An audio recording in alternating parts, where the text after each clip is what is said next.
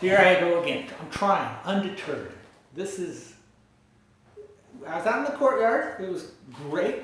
Something didn't work right. I tried just a few minutes ago over in the fireside room, and it was all great, and then it quit. I think it's an internet issue. So now I'm in the office right next to the Wi-Fi internet deal, and hopefully this time, hopefully it helps you. It always helps me to look into the scriptures, but I'm hoping that you see the same things that I do, because when I look at Jesus, we're in John chapter 8, and the plan is, in fact it worked this morning, so it should work again right now, to look at the last section of John chapter 8. I've never taught sitting right here, but it looks like it's going to work. I can read it, I can see it.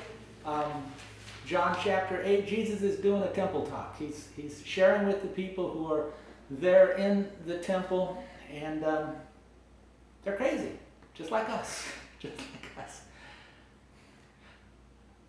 I love my life. I love my God who's given to me so many incredible people in my life and so many wonderful opportunities. And yet as much as I love my life, I expect to die. And I don't mean that in a morbid sense. I think that's very healthy thinking. I think that's reality. But when I say I expect to die, it doesn't mean that I dwell on it, that it's a big drama or some sort of Greek tragedy in my life. In fact, it's something that I just look past and look through, because the life that I enjoy, it goes on forever. You know, when I came into town this morning and saw on the building big red sign over by the gymnasium that said free food, free groceries, first Saturday of every month. It was the Central Valley Church that put that up there, and I thought, what an honor to be associated with people who care for other people, especially at this time and in this part of the city here in Fresno. And what a joy it is to look at life, not to find fault. I mean, we can find fault everywhere, but to look right past the difficulties, the hardships, to look right past death itself, and to just see life and more life. You know, it didn't work out the way I wanted with the live feed this morning, and you know, you picked up maybe a couple of the songs that's probably still there on Facebook or whatever, but whenever love is loved, we live.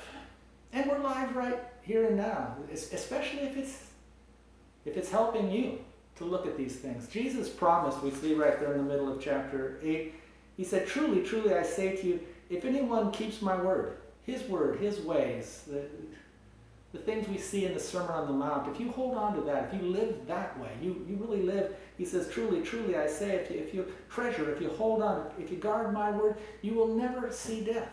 And when he said that, it's not that you'll never experience death, it's just saying that death isn't the drama. It's not the Greek word is the word from which we get theater. It's not a Greek tragedy. Death happens, but so what? We move on, we live. And so here he's talking to some people that, it says in the middle of the chapter, they came to believe in Jesus. And really, you know, I think they did. I think they were true believers. I think that's part of the problem. These were people who, when they believe passionately. And yet the people are turning on Jesus, because no one will turn on you faster than true believers. People who have the strong sense that I'm right, and maybe I was wrong before, but I'm right now. I repented of my wrong, and now I'm really double dog right. And you know, people who doubt, people who question themselves, they may hesitate. They may be slow to pass judgments and throw stones, but these folks are true believers in that sense. Doesn't make you a true disciple, and that's the rub. Jesus said, if you hold on to my word, if you walk in my ways, you know, again, think Sermon on the Mount, think Beatitudes, think loving, forgiving, not worrying about tomorrow, but practicing this life like the lilies of the field and birds of the air. Don't judge. You know, you live that life. Turn the cheek. Go in the extra mile. You build on that rock. When the storms come, You're solid. You're steady. He said, if you hold on to my word, then you'll know the truth. And then you're disciples indeed, not just true believers, but true disciples. And you'll know the truth, and the truth will set you free. And that offended them. They got defensive. And what do you mean free? And now they went back to some previous beliefs. Their beliefs as Jews, their beliefs as this mythology they had in their mind of who we are, greater than sort of people. We're the offspring of Abraham. And I don't want to get into all. We've been talking about that for a while. But love's outlook, the way Jesus approaches things, is you don't look at that. You just look beyond that. You just keep on going. But these folks they're getting all worked up. They're a picture of what any one of us could be, and we need to be careful. But the cool thing is that Jesus always is cool. He's always loving. He's always gracious. He's always kind. And, belief can be a dangerous thing. I don't care what you believe. I look at how you behave. And people who see themselves as righteous, there's something that happens in our brain about the righteous mind that means, man, you will not compromise. You will not consider the other side. You just go for it. Now, for myself, I feel like I have a great faith in Jesus, but the only thing that makes it great is Jesus. My faith itself, mustard seed is sufficient. Jesus is wonderful.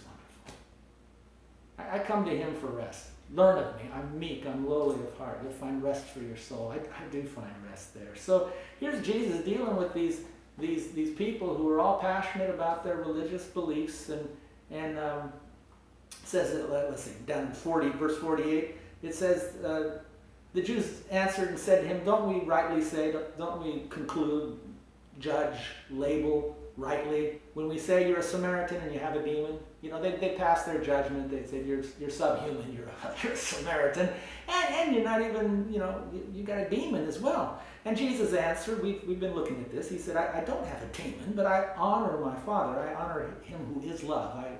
I value love. I value the Father. And then you dehumanize me. You dehumanize the Samaritans first, and then you throw me in with the people you've already thrown under the bus, and then you say I've got an evil spirit, and I don't have an evil spirit.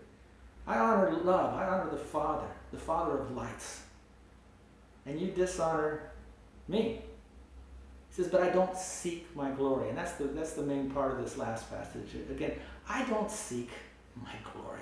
But there is one who does seek the glory in every human, who seeks and promotes the glory. There's one, and he's also the one who judges. Truly, truly, I say to you, if anyone keeps my word, again, death is no big drama.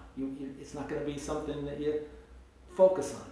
And so that's the freedom that Jesus walks in. All of these principles, they're the very same principles that these people were imprisoned. They were in bondage because they did seek their own glory. They promoted themselves and judged others. They had this self-righteous belief system that had everything revolving around their self-righteous attitudes. And as such, well, by the end of the chapter, they're picking up stones to one and stone, to put to death Jesus. Sad, but a lesson for all of us. Whenever you seek to glorify yourself, whenever you promote yourself, you actually degrade yourself. Whenever you start condemning and judging others, you're actually condemning and judging yourself. That's what Jesus said. He's trying to spare us. Quit doing that. Quit doing that to yourself. You do it to others, but really the damage is done to you. Well, the Jews therefore said to him, verse 52, now we know you have a demon. Abraham died, and the prophets also died. All of our Jewish heroes, Abraham, all the prophets, they all died. The prophets also. And you say, if anyone keeps my word, he shall never taste of death. People are funny. And if you can keep a sense of humor, you won't go crazy. Because if you can laugh at it, people are they're funny. Here's these folks who already passed judgment. Don't we rightly judge you're a Samaritan and have a demon? And then he says something more to try to help them. And now they say, now we know you have a demon. Like you didn't know that before when you judged him, but now you double dog know. Now we know. And then they don't even hear correctly what Jesus was saying. They said, they quote him as saying, if anyone keeps my word, he shall never taste of death. But Jesus didn't say that. We're all going to taste death. Death touches everybody. Jesus tasted of death for us all. And ultimately he made a way that we don't have to be dramatized or traumatized, or it doesn't have to be something we even hardly notice. We look beyond death to life because he tasted death for us. He didn't say you'll never taste death. He says that death doesn't have to dominate. It doesn't have to be a theater. It doesn't have to be the thing that you focus on. It can be as though that's an issue, but it's hardly the main issue.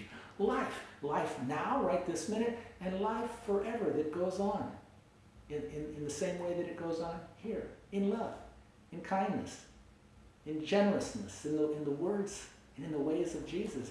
He's saying that's what he promises. But these folks, again, people are people. You gotta love them. And you'll do much better if you do learn to love them. It's hard sometimes, really hard. But it's harder not to. I do believe that when Jesus said, "My yoke is easy and my load is light," I don't always feel it. I don't always know how that works, but I do believe that. It's best to just learn to let go and be free and realize all the things, the rest of the chapter, all the things we've read up till now, just the outlook of love, the outlook of Jesus. So liberating, so freeing. And so here they are, again, outraged, all in water. And they say, verse 53, "Surely you're not greater than our father Abraham, who died. The prophets died too. Whom do you make yourself out to be?" The mouth speaks out of that which fills the heart. And the way we see things isn't really the way things are. We see things the way we are. The lens is our own soul, and that's how we see. And so that's how things tend to get warped. Until we get straightened out, everything gets warped in our hearing, in our seeing of things. And here, they've got this mindset. It's just the way it works in this world. We all tend to have this mindset. The mindset of comparison, comparing and competing. Who's greater than who? Everything's about, greater. And of course, Abraham is the greatest, and he's our father, Abraham, and these are our prophets. And you're not saying you're greater than them. And who are you making yourself out to be? You see, that's the big problem we have, that Jesus was just so free from that problem. And I do believe he can free us from that problem. Who's greater than who? And what does greatness consist of anyway? When you talk about great, what's so great about your greatness? When Moses wanted to see the glory of God said, "I'll show you the glory." But when in fact he saw, it wasn't a bright, shining light. In fact, it was the voice of the Lord passing by. And yes, there's an afterglow, but the glory is the goodness. The Lord said, "I will cause my goodness to pass before you." That's the glory, his goodness. And he pronounced the truth, the Lord compassionate, gracious, slow to anger, abounding in loving kindness, forgiving of sins and transgressions. That's the glory. That's real greatness. Anything else is just, it's what we tend to see and think of as greatness. And that becomes the problem that can just destroy our lives. False pursuits, and then despair because we can't be what we think we're supposed to be. When I'm coming across the valley here this morning, along Highway 41, one of the signs I saw was, "Make California great again." Make California great again. I thought, what do you mean? When was California all that great? And if it was great, what's it going to take to get that greatness back? I was born in California. My dad was born in California. My wife's about a 10th generation Californian. When was it great? The people who've been here a long time, like my wife's line, they can trace their pedigree, and you can actually, I guess, if you know how to ride a horse, you can ride a special horse in a special Spanish outfit in the Rose Parade because you're of that family line that were among the first. But the first of who? You know, the Spanish greatness, all these great landowners, but where did they get the land? Well, the great king of Spain who said it's your land, and before them the Indians, and they had their own heroes and their own sense of greatness, and I'm sure they didn't always get along well with each other, but there's just this who's greater than who thing that goes on, and where's the greatness? When was it greatest? The gold rush? A lot of people thought California was great then, but I don't know. All of this idea of greatness. You know, certainly Israel, you know, when was it great? These people wanted to make Israel great again. We see that over and over. That was the political tide. They were ashamed of the fact that the Romans had this sway, this rule. And the Greeks had influence of their own for centuries before that. And the purists, and those who saw themselves as the purists, they were so offended by the Romans and the Greeks, and of course you had the Samaritans as well. And all of this prejudice and all of this sense of if we could only just, you know, be great again. And that's what Jesus wept about when they're on the final week, the Passion Week. They're all saying, save now, Son of David. And Jesus wept because, saved from what? He wept because he said, you don't know the things that make for peace. You think that it's going to be politically won. You think that it's about making yourself greater than someone else, or getting back your greatness. You know, all these ideas of getting back your greatness. These ideas of again, these people so offended, you know, how dare you say that about Abraham, boasting in Abraham, we've never been enslaved. You know, how many miseries have been caused in this world, not just by the ambition for greatness, but the ambition to get back the greatness we used to have. And even that's a mythology. It's this idea of the good old days that even then weren't all that great. But all of the, you know, make the British Empire great again. better not lighten up on these colonies or these people who are in, they want their independence. They're like us. They want their freedom. They want their independence. Oh no, thank God. Thank God. You know, the people in power, maybe they didn't have a choice, but at some point you just you let go. You let people be free. You can't make them be part of a greatness that you have in mind. And then when you humiliate someone else, you know, one of the big joys I have during this time, you know, whenever there's a trouble, you find a blessing, you find something, and I'm super blessed to be able to work as a school teacher for my little grandkids that are living nearby, because they can't go to the public school that they were in. And so I get to sit down and just go through the curriculum with them, and to sit down with just a bright little kid with all kinds of questions, to try and explain to them why is this? And we're talking about Europe, and we're talking about South America and North America, and we're talking about celebrations of independence, but what does independence mean? And why do people feel this way, and why do people feel that way? And why did they do this?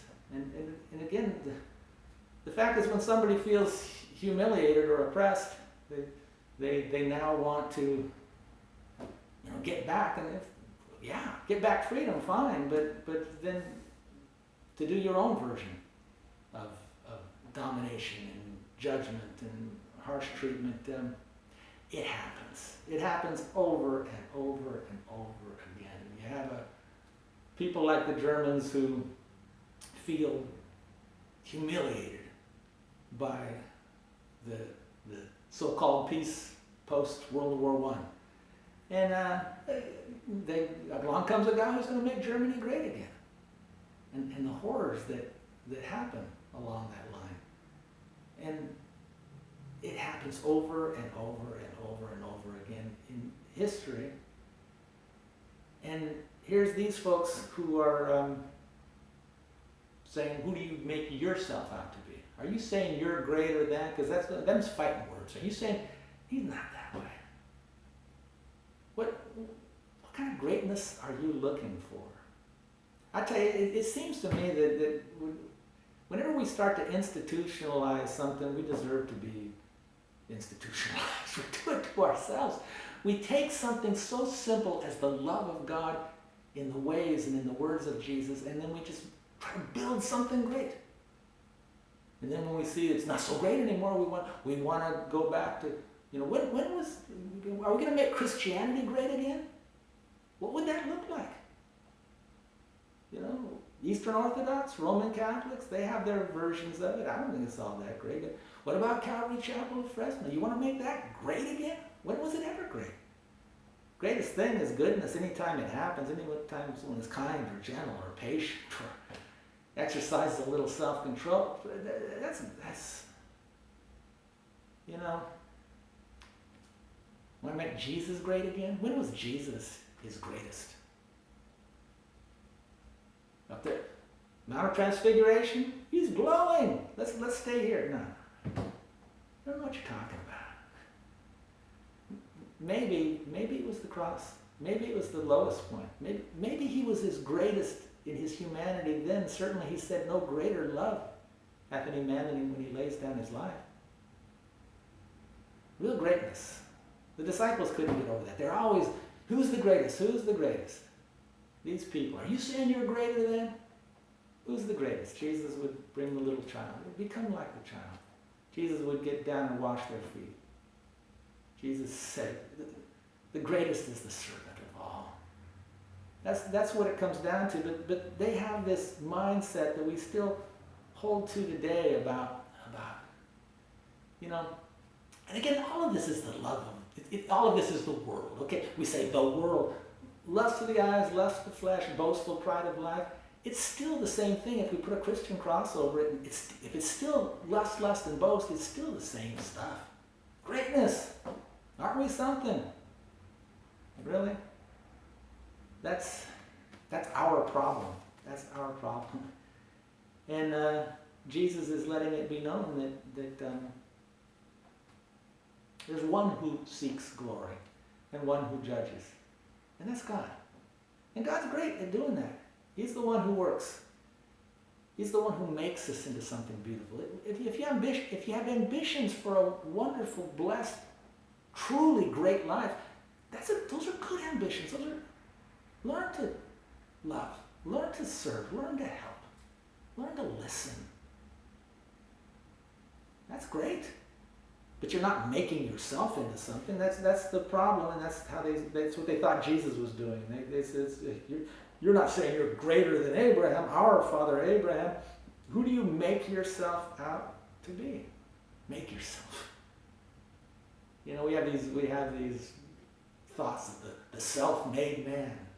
Like pulling yourself up by your bootstraps, as though that were possible. The self-made man. All that's like the self-created man. What we can do is we can work with what God has given us, and He's given us much. And when we work with God, then God's the one who makes us, and He wants to make us beautiful. But it's His working. When they say, "What do you make yourself?" It's a Greek word. We get our word poem, poema. What kind of a great piece of art are you trying to make yourself? Jesus makes it clear in the next verse. I don't do that. I'm not trying to make myself anything. Paul, in his letter to the Ephesians, he said, we're being healed, we're being restored, we're being saved by grace through faith. And the faith isn't even of us. It isn't even our own. It's a gift from God, so nobody can boast. But we are His poema. We are God's poema, created in Christ Jesus for good works that He prepared beforehand that we should walk in. You just walk in the good works that fall in front of you from day to day. And sometimes the good works are on the other side of bad times and hard situations. But there's something good to do, some good works to walk in. There's nothing greater than that. Nothing more glorious than that. And that's not making ourselves or glorifying ourselves or seeking our own glory. That's actually glorifying God by working with what He's given to us. God has given every one of you talents and gifts and abilities, and we're unique in that regard. Each has their own set of things that we can develop. When we develop that, that's not self-ambition, that's glorifying God. You're just using the gifts, developing the abilities. You may work really hard at developing those abilities, but in the end, it's not a pride trip. It's yes, I was gifted and with the opportunity and the raw talents to work, and you work and you do that. And when you walk in the works that are set before you, again, there's no boasting. It's the grace of God working within us. And it's not glorifying yourself or making yourself out to be anything. There's no self-promotion. You're not putting on a show. Humility is not hard. It's just being honest. You say, yeah, I was blessed. I had the opportunity. And it's God who works within us to want to do and to do His good pleasure, and nothing more pleasing than that. And that's, you say glorify God. We're going to glorify God. Put your hands in there, glorify God. Can you make God any brighter? Can you make Him any more glorious? Of course not. But there's one thing that we can do, something He doesn't have, and that's our willingness to work with Him. He comes to the lame man, do you want to get well? Do you want to walk? Comes to each of us in our lameness. Do you want to get well? Do you want to get restored? Do you want to become the free person, the beautiful person that I meant you to be? Then you just work with Him.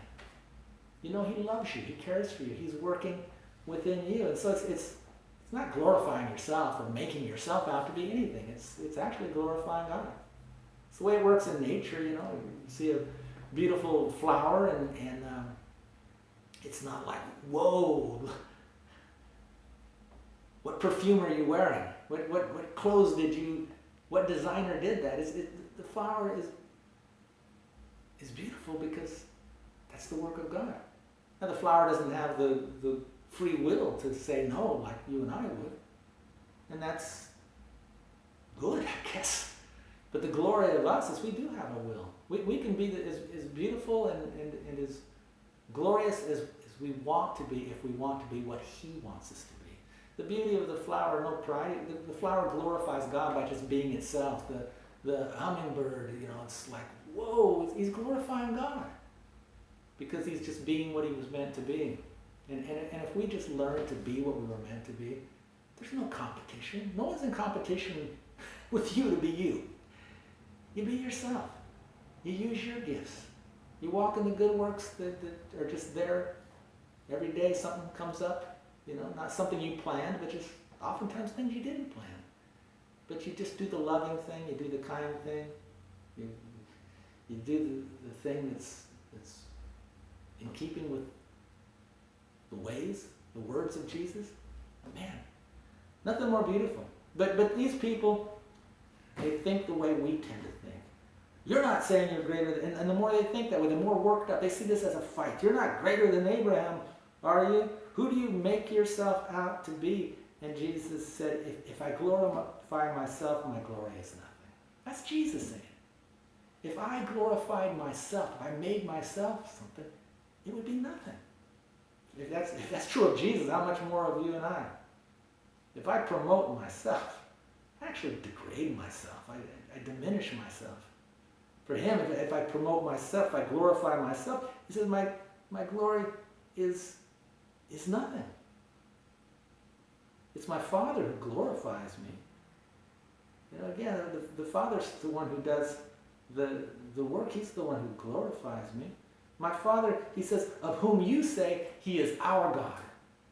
And then that was, at least in their mouth, it was not like the whole world, God so loved the world, He cares for us all. No, it was our God. Not your God. God bless us, not you. It was that sense, that self-righteous, cut above, exceptional, our God sort of thing that they boasted in. And yet they didn't honor Him. And they didn't honor the one who represented Him perfectly. Love became human flesh. If you've seen me, you've seen the Father. He walked among us. Jesus said, you say He is our God, but He says, verse 55, and you've not come to know Him. The very fact that you would boast about knowing God proves for sure you don't know Him. The very fact that you would see yourself as superior. That you would be trying to promote yourself, glorify yourself, and then judging others. Not accepting what Jesus said.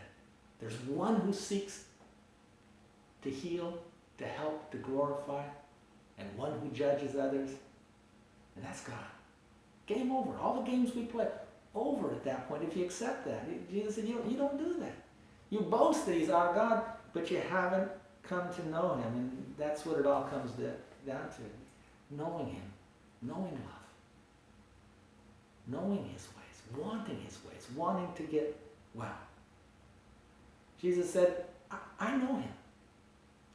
If I said that I didn't know him, then I would be lying like you are. But I do know him, and I keep his word. Jesus isn't certainly trying to insult them when he says they're lying. It's a poison. But Jesus says, I don't drink that poison. I don't take it. I might soothe you by saying less, but I'm going to tell you the truth. I do know the Father. I do know him. I'd be lying if I said I didn't know him. Not bragging, just telling you the truth. The truth that would set you free. I know him. I'm representing him. I'm not a heretic. I am that God that you boast about knowing. I am the representation of love. And though it goes against a lot of your traditions and your prejudices and your self-righteous religious ways, and certainly your sense of superiority, I'd be lying if I told you anything else. And so Jesus would tell nothing less than that. He says, I do know him, and I keep his word. Your father Abraham rejoiced to see my day, and he saw it, and he was glad.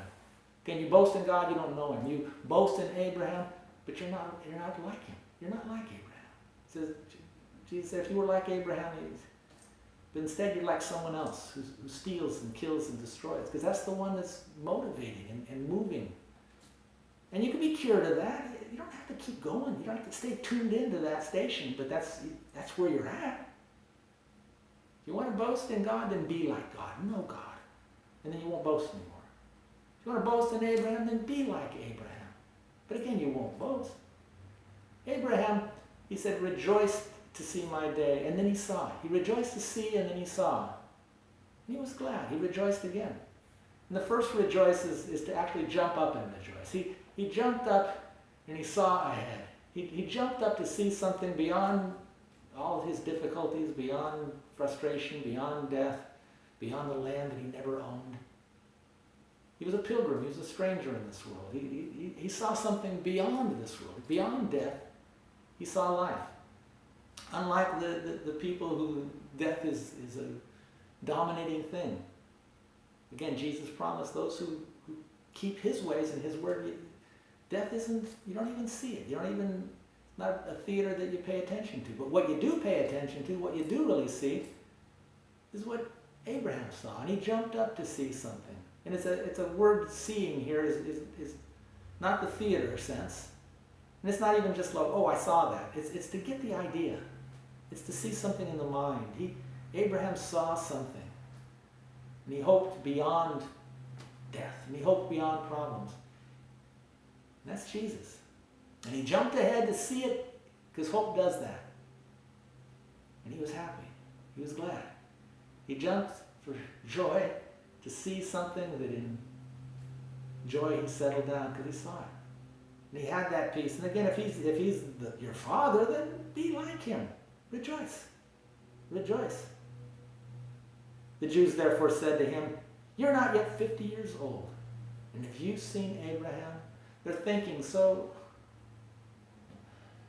low. But again, that's where they were at. What are you going to do with these duffers? You love them. You love them. Love is patient, love is kind. You wait. You pray. Father, forgive us. We don't know what we're doing. But you also pray, deliver us from evil. And God is the great deliverer. And he works by grace. And he works in patience. And he works through love, and he's always working. People talk about doing the work of the kingdom. We're doing this for the work of the kingdom. This is the kingdom of God. But Jesus said that my kingdom is not of this world.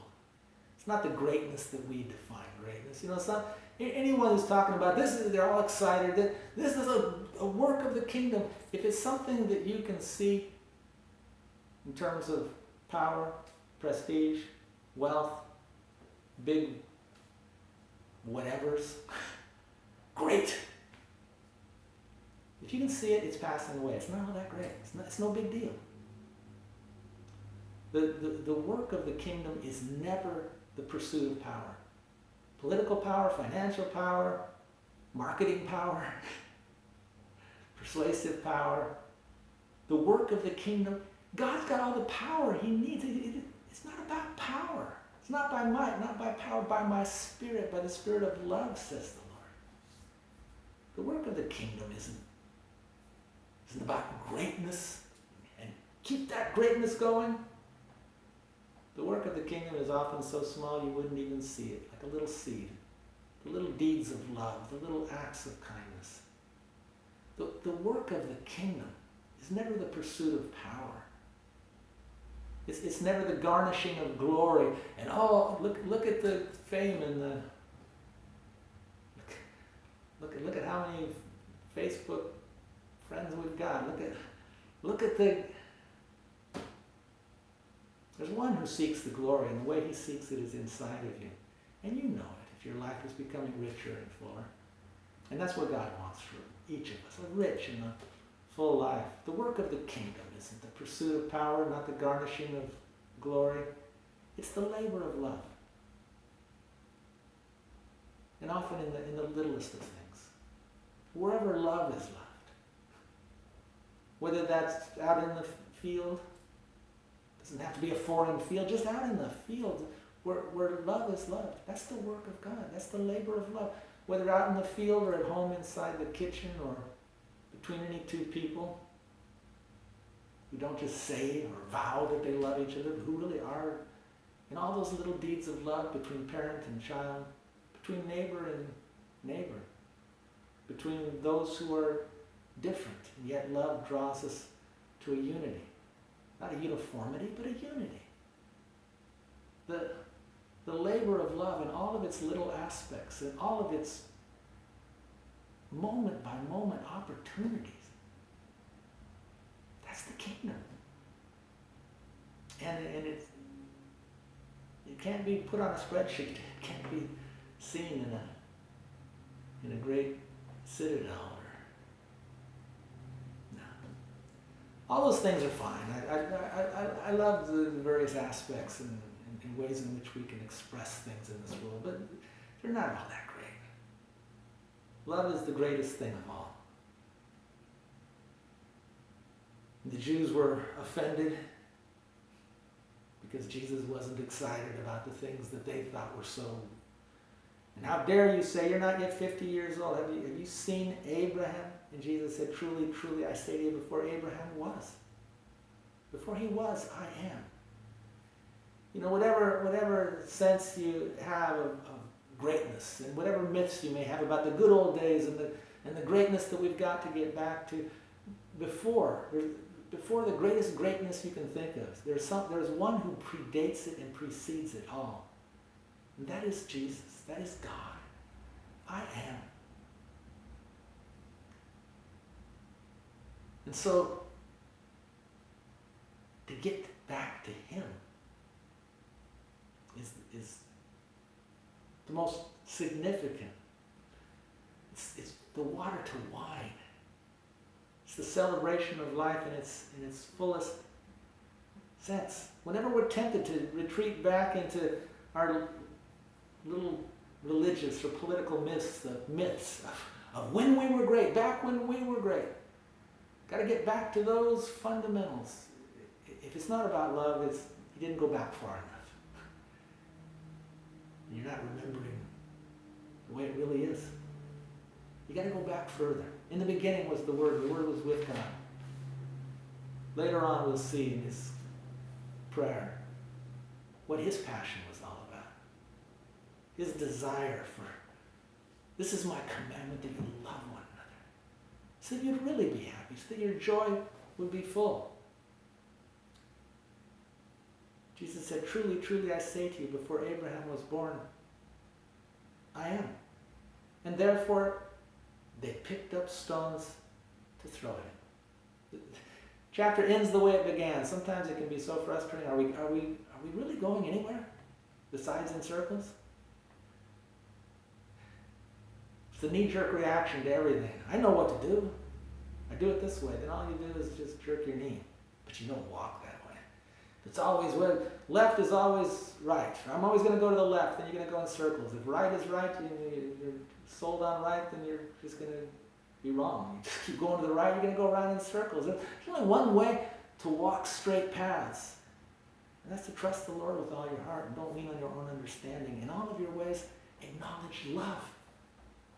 And he'll make your path straight. At the beginning of the chapter, they're picking up stones because there's this woman drug into the midst. We saw it. Jesus stooped down and something happened. They didn't do it. He called their bluff, I guess. Here at the end, they're picking up stones and they want to throw them at Jesus. And they would have. They would have. I think they would have. I think they were that worked up. But Jesus, in his love, didn't let them. What did Jesus do? Jesus hid himself. Courageous thing to do. It doesn't look courageous to hide yourself. It doesn't look courageous to walk away and shake off the dust and say, Father, forgive him.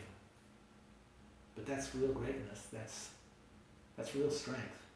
He hid himself because he knew that if he didn't, they would do something that would make their lives even more ruined. He's in the business of redeeming and helping. So sometimes the best thing, the most loving thing to do is to hide. Jesus always does the loving thing, whatever he does. You can count on Jesus. He never changes. Yesterday, today, forever, he's the same. That's good, because he's perfect. I'm glad he's consistent. I'm glad he never changes. He's perfect. For me, for you, if you and I never change, something's really wrong. If you say, boy, you can count on him, he's consistent to always be the same, think the same, do the same, wow, that's reliability. If I've never changed, I'm still a baby. Maybe in some ways I am. But you know what? We've got to change. We've got to grow. We've got to move on. We've got to let go. We've got to look out. We've got to move forward. We've got to love and listen and learn and realize that our own traditions are just our own traditions. And any sense of self-righteousness, any sense of superiority or personal glory is nothing. Worse than nothing. Any judgment of others because they differ, that too is a terrible problem. Who are we? There's one who seeks and one who judges, and he's the one we look for. In this case, Jesus hid himself from them. That was kind, that was loving. And it says that Jesus went out of the temple, and that too was loving. Because these people too, if they want to get well, they're going to have to leave the temple. They're going to have, eventually the temple gets torn down. But they're going to have to leave that thing that they wanted to make great again. They're going to have to leave it. Jesus left it because he loved them. And then those who would want to learn to love him and love others, they're going to have to walk away. Like the man there at the pool of Bethesda. Do you really want to get well? Do you want to walk? Okay, you're going to have to step out of your comfort zones. You're going to have to step away from your self-righteous positions. You're going to have to give up with all your myths about the wonderful way that we used to be. No, the best is always ahead of us. And death itself isn't worth focusing on. Life goes on. Do you believe in make-believe? Do you believe that belief is enough to make things happen? If I believe enough, that's make-believe. I don't believe in make-believe. I like fairy tales because I know they're fairy tales. But who do you make yourself to be? You can make yourself believe, but that's just make-believe. But God will give you true belief in your heart, and he'll work within you. And that's his making. That's his poema. You can't make yourself be good. You can't make yourself be well. You can't make yourself know the truth. You can't make others believe. You can't make others be good. That's all make-believe. But God will help each of us to be good and to learn and to listen. He promised he would do that making. He will make us what he wants us to be. If only we'll just be still and know that he is God. There is one who seeks the glory inside of you, and there is one who will judge them out there. Let him be him, and then you and I are free to be ourselves. And somehow, all of the diversity, it works together in a beautiful unity. A wholeness that can't happen apart from the love of Christ, the Son of Man, seeking and saving. God so loved the world. It's a wonderful world. It's a wonderful opportunity. It's a wonderful life. And death, Okay. Lord, thanks. I didn't hear the camera click off this time. It sounds like it worked. But the measure of whether anything works is not about internet or computers or even our plans.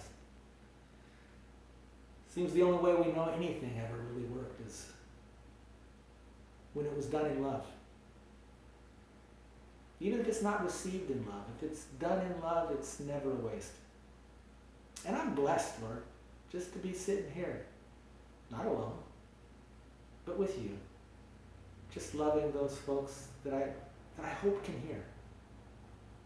Somehow, I hope that each person can hear how much they mean to you and how much you would make something beautiful of their lives.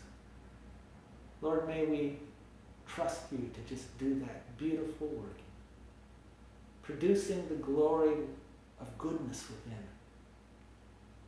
and freeing us from all the ways in which we make our own ignorant judgments.